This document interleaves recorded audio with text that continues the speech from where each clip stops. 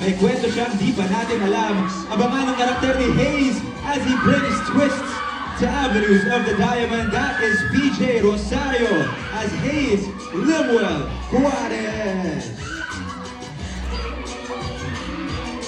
Balik ang kanilang hindi mamabantayang chemistry. Here comes Nicole Emilio and Jairo Aquino, Kira and Shad.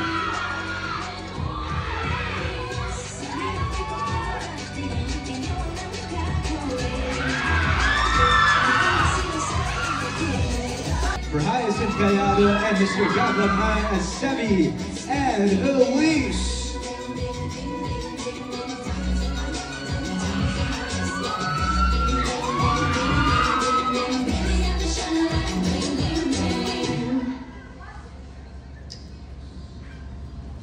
Once again, Sebi and Elise center stage for everybody to better see and appreciate. Hey!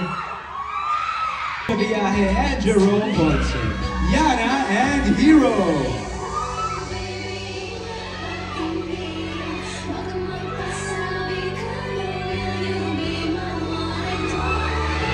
Here comes Bea Benenen and Wilbert Ross as Via and Arkin.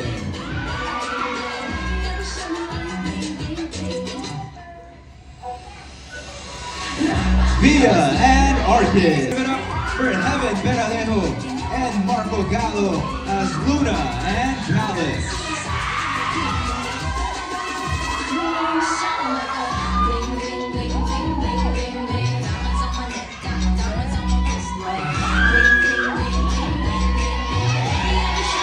Set to shake things up in the 4th installment of the University Series. Kilalanin ang mundo nila, kilalanin sila sa Univercada. All eyes on Aubrey Caraan bilang Samantha Maureen Vera and Lance Carr bilang Clyden J. Ramirez.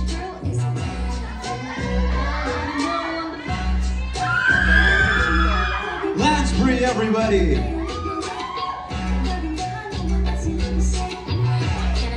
Lansbury fans, make some noise! As the poster... We're focused sa tako. Pero before naman po, we had a scene together. I'm okay. Like, I'm doing a pretty good job naman. Like, one take.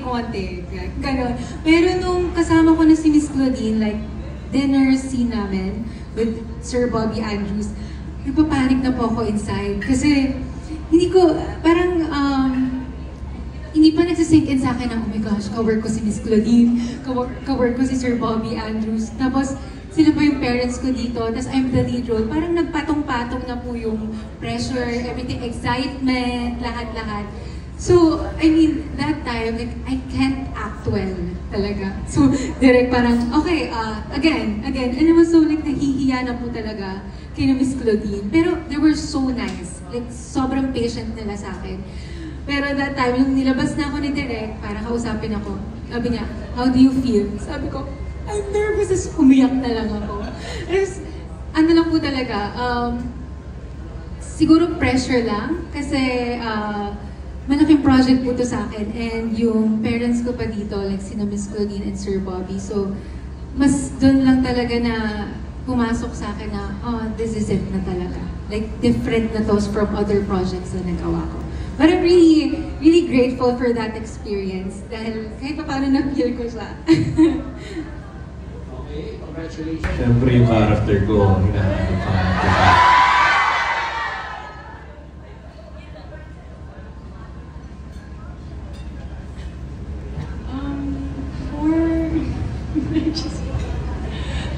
For Elise and Sebi, I think it's like a little bit before they met, and then a little bit during yung ligawan stage nila, right? Yeah. Yeah, because 5 years ago yun eh. I remember we did a scene yesterday. So parang liniligawan ko pa lang si Elise noon. Tapos, yun. Pero syempre magiging current, and then, yun na. Diba? Diba? Hindi, sa amin kasi, doon parang napapansin nyo, kung hindi pa nagsastart yung book, parang hindi nila pinagtatagpo. Not until talagang book nyo na yung gagawin. So parang sa amin, so far, pabitin lang. I don't know if this time, siguro kasi kung group of friends lalabas, makakasama. Pero most of the time, hindi naman nila pinagtatagpo. So far, medyo wala pa yung sa amin. Diba?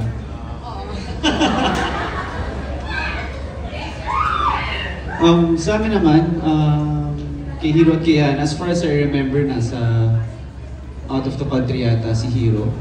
Tapos, dahil madaming timeline ang itatakal dito for sure, every book naman may mga timelines.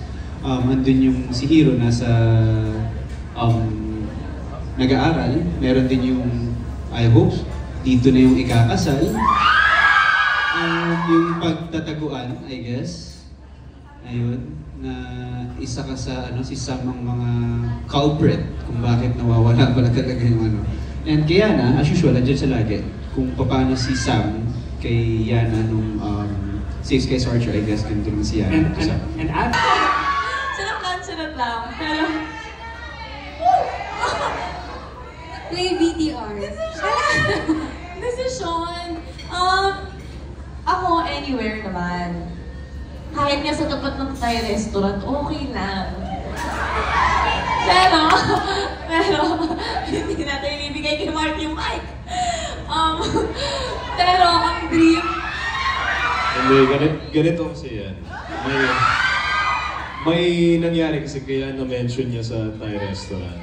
Just trust me, man. Trust me. So ganito yung nangyari. Bale, diba, there was this one night na kumakain lang kami sa Thai restaurant sa Makati. And then, nag-usap lang kami after gym, after boxing. Tapos, nag-usap lang kami. Tapos sabi ko, mahal, paano kapag hindi ako yumaman? Paano kapag hindi kita kayang suportahan one day? Paano kapag hindi matutupad yung mga pangarap natin? Kung sakto lang yung kita ko at hindi ko makuha yung magandang ring or basta magandang sing-sing, kahit ganito ba i-accept mo? Tapos kinuha ko yung banana leaf dun sa Thai food. Tapos tinay ko, sabi ko, tatanggapin mo ba to for the meantime? Tapos isusunod ko na lang ba? Sabi niya, ang sabi mo? Oo. So yun, doon ko nalaman na siya na nga pala.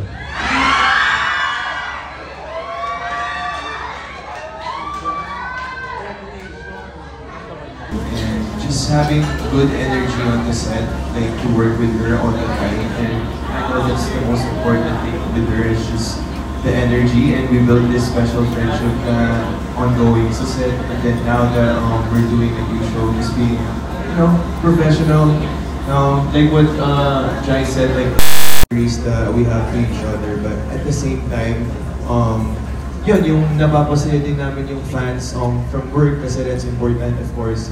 Pero the most important thing is just being there for each other. I personally feel like I have nothing to add on because I agree with everything that everyone said. But I don't know, with what Gab said. With what Gab said, like I agree. I really appreciate our partnership, and I truly do cherish it. So that's very special to me. Okay, so in my case, like I said earlier, everything is new to me. And yung pinag-usapan namin ni Aubrey, dapat maging honest kami sa isa't isa. And ako naman personally, to make it work, to make the love team work, I think there should be genuine care for each other. Lagi niyong tinatanong yung isa't isa, kamusta kayo, okay ba kayo? Kasi ako, I'm not being a gentleman to her because of the cameras, because I just want to, like, gusto ko makita ng mga tao yan. Ayoko ng ganung mindset. I'm doing these things for her kasi inaalagaan ko siya. Gusto ko siyang protektahan. Ayun po. Wait, can I add? Kasi siguro kami nila Trisha na kaya nakakakita, yung ng storya ninyo. Can I just add? Pwede ba magsalita or not? Okay. Pwede ba? So, like, Be careful. walang halong showbiz. you know, si Lance, sinahatid si Aubrey sa bahay. Kahit madaling araw na yan or something. Kahit galing labas tayo. You know, he really takes care of Aubrey. And nakakatuwa kasi genuine. You know, like, hindi lang dahil sa trabaho kaya, yun nga, sinasabi ni Lance. And si Aubrey, nakakatuwa kasi parang nakakita na siya ng partner niya eh. Alam mo yun, yung ng safe space niya na, isipin mo, ang tagal namin kasama si Aubrey lang mag-isa.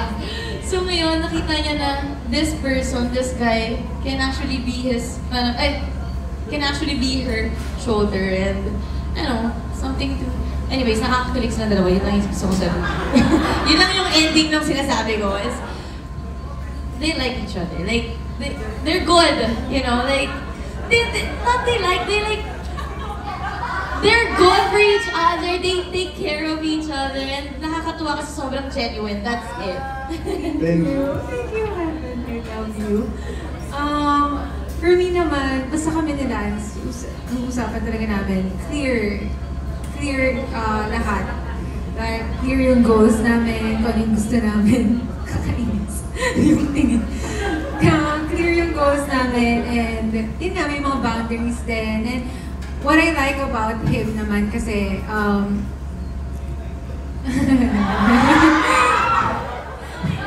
attentive siya sa mga small details. More as a pressure talaga, pero we're really excited. Like, to prove to everyone na we deserve it and it's worth it na mag-rescue mga bosses sa amin for this year. Magkain siyang ganda ng mga feedback sa teaser pa lang, di ba? As in, positive feedback sa teaser pa lang. I'm really grateful na sa teaser, like sa short teaser, ang dami ng good feedback about the series, about the characters. Na-appreciate nila from iba from bashers, naging supporters na. So, really grateful. Talagang may chemistry talaga kayo. Pero, paano yung binild up yun? Hindi yung workshop pa. Meron ba kayo, go out? Yeah, we normally go out. Basta free lang kami. Right now kasi siyempre medyo busy kami sa taping, sa mga personal naming mga ganap. Pero as long as may free time kami, like nag-post na bago lang, nagpa-massage kami together with sila Mark and sila Evan. So lagi talaga kami nagbabonding. Tinatanong ko siya, saan ka ba, free ka ba? Para mas we get to know each other more and we get to be more comfy with each other. How tiring it can be sometimes. Siguro yun na lang ang mabibigay ko sa kanya is the care and making sure she gets food, making sure she feels safe. Talagang inaalagaan niya. Disney princess ka pa rin pala, ha? Walang nagbago. Hindi lang Disney princess, Disney princess. Nakatapakan na natin yung hair niya. Oo. The rain in Espanya, but the fans are just wild. Siyempre nakakatuwa pa rin. Nakaka-in-love pa rin makita yung mga edit nila sa TikTok. And sometimes I even spend some nights telling her na, oh, look at this video. Or she's the one showing. Nakakatuwa din naman talaga. Dahil sa pagmamahal namin, parang ang daming tao natutuwa. Dami naming taong napapasaya. And at the same time, you know, it also pushes us to be better, you know, to be better actor. Yeah. Diba? Kasi gusto namin magbigay ng quality sa kanila na hindi lang love team. Like, gusto syempre namin na gumaling sa acting. Sasagutin kami, audition. Yung audition. And napag-usapan namin, like, about the book lang din. About his character. Like, he asked me kung paano ba si Clyde and ganyan.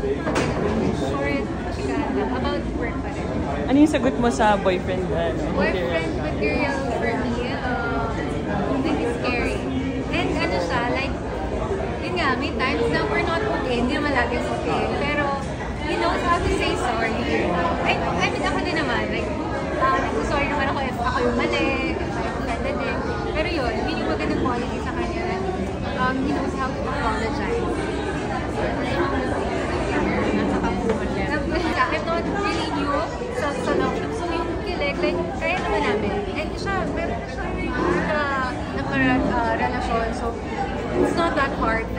siguro mga intimate things na.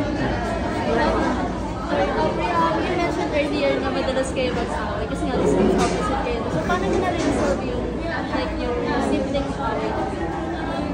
Siguro napapansin niya na I'm not okay. Or yung nga sinabi, I'm straightforward na yung ginawa mo. Well, hindi kami, yung away namin, petty lang siya. Pero kasi